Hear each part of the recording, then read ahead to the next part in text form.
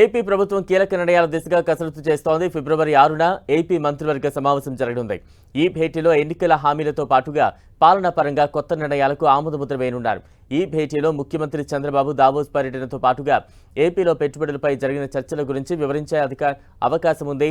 అదేవిధంగా పారిశ్రామిక ప్రోత్సాహకాలు, అమరావతి నిర్మాణం, పోలవరం డయాఫ్రమ్ వాల్ నిర్మాణంపై చర్చించనున్నారు.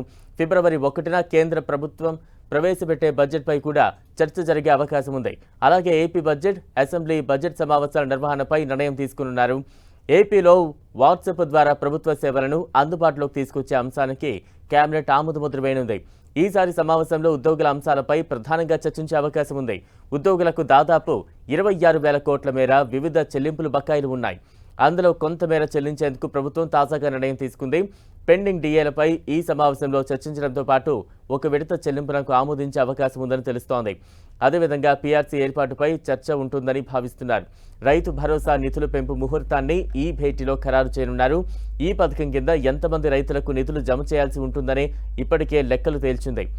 అయితే పీఎం కిసాన్ సమ్మాన్తో కలిపి ఈ పథకం నిధులు జమ చేయాలని ప్రభుత్వం భావిస్తోంది.